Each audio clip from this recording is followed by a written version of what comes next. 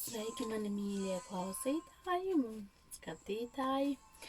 Mani sauc Kristīna, un šodien es jums izlikšu taro kāršu salikumu par laika posmu no 5. līdz 10. novembrim.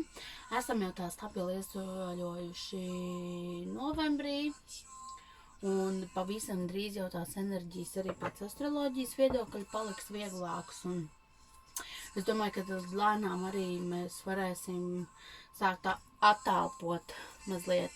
Bet, tagad pievērsīšos tieši konkrēti salikumam. Tad, ko jūs vēlaties mums pateikt, ka mums jāpievērš uzmanība, ieteikumi laika posmā no 5. līdz 10. novembrim? Ko jūs vēlaties ieteikt, kā rīkoties ieteikumi laika posmā no 5. līdz 10. novembrim? Ko jūs mums vēlaties teikt? Tā. Skatīsimies tā.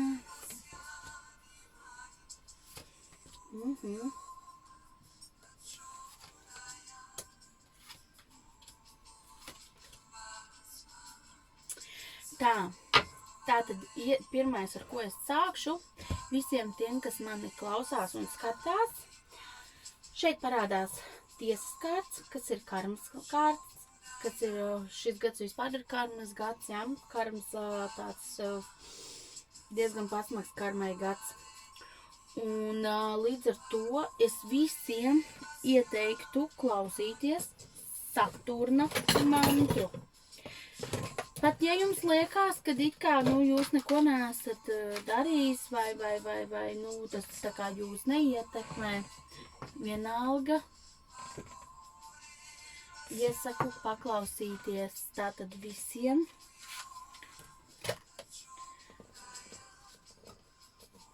Saturna mantru.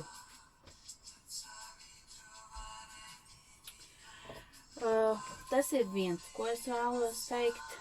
Tātad, jo šī nedēļa tātad var būt tāda, par ko mums nāksies atbildēt, ko mēs paši esam sejuši, to mēs paši ļausim. Bet tas jau nav viss, ir arī vēl, un vēl ir tātad stāsts par to, ka šonedēļ iespējams ir gaidām kādi ģimenes svētki, kopā būšana, pasvinēšana, pasēdēšana, un tātad kaut kādi ģimenes nelieli svētki, un ļaujieties tam, kamēr mēs to vēl drīkstam, bet saprāt robežās un ievērojot drošības normas, kas šobrīd valstī ir noteiktas, bet tādus mazas svinības redzu, ka šonedēļ būs un ir ieteicamas, tātad es domāju, ka tas vienkārši uzlabos jūsu pašsajūtu. Izdaram to, kamēr mēs vēl varam, jo kas zina, kā būs ar pirmdienu. Neko mēs nevaram zināt. Ļoti iespējams, ar pirmdienu mums daudz kas mainīsies. Tātad, kas vēl tātad būt šonedēļ? Tātad mēģināsim nostāties uz kājām, mēģināsim saņemt sevi rokās, jā, tātad tik galā ar savām sajūtām, ar pašsajūtu, ar darbiem. Mēģināsim tā stabili nostāties uz kājām un paskatīties tā reāli šajā situācijā, ko mēs varam darīt un kādi mēs esam un kas mēs gribam būt. Lēmumos ieteiktu šonedēļ būt tādiem stingriem, tādiem konkrētiem lēmumus nemesties ar karstu galvu, tātad nepieņemt lēmumus, neapsverot, teiksim, tā nepieciešamību un visu pārējo, piedomāt pie to, vai mums tas ir vajadzīgs, jo savādāk mēs nocirtīsim tā stingri, vai nē, vai jā, un beigās pēc tam sāksim domāt, varbūt, ka tomēr tas nebija tas, un tad jau mēs vairs neko nevarēsim mainīt. Arī savās sajūtās. Tātad nākamnedēļ mums no šī nedēļa vēl ir tādas diezgan asas sajūtas.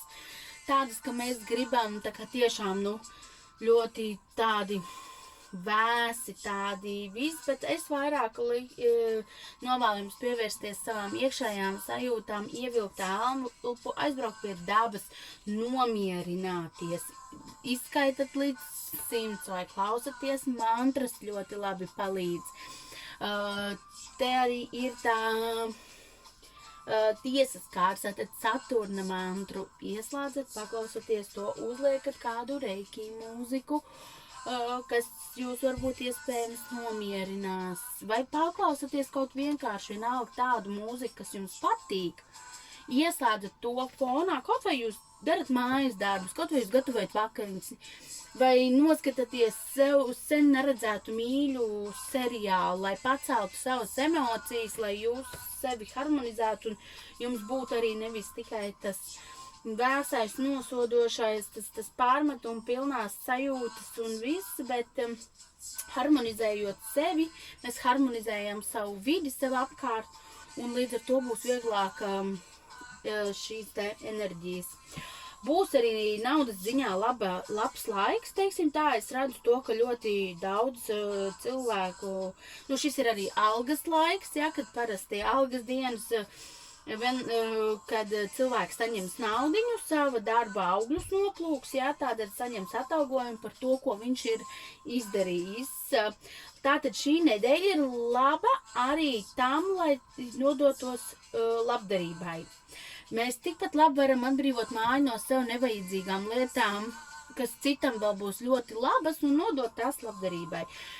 Varam ziedot arī, protams, naudiņu. Reizēm ir šie te labdarības tālruņi, kur mēs varam noziedot to €42.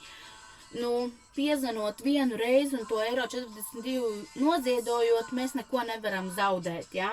Nenopirksim vienreiz savu našķus, un, piemēram, noziedojam. Tas būs labs darbs, ko jūs būsiet izdarījuši sev, ja?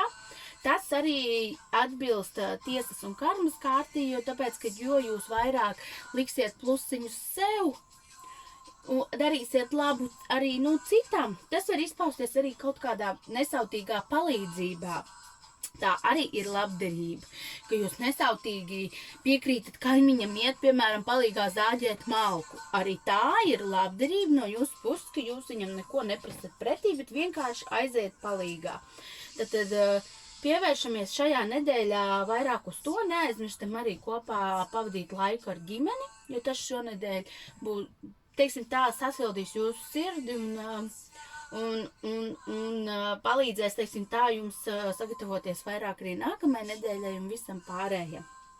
Tātad tas šodien no manis taro salikumā ir viss. Paldies jums liels, mīļie, ka jūs man klausījāties un esat uzticīgi man. Ja jums interesē privāts jautājums, tad rakstat man vai nu lapā Fortuna vēstulīti, vai arī sūtat man uz e-pastu ziņu fortuna.eta@inbox.lv un rakstat tur man vēstulīti. Un jebkurā gadījumā gan jūs man atradīsiet, ja vēlēsieties ar mani sazināties. Paldies jums liels, mīļie, lai jums mīlestības pilna šī nedēļa un šis laiks pēc iespējas mierīgāks. Domājam par pozitīvo, kā mēs sev varam uzlabot garstāvokli, kā iegūt pozitīvas emocijas, saudzēsim viens otru un vairāk nodarbosimies ar mīlestību. Paldies jums, atā!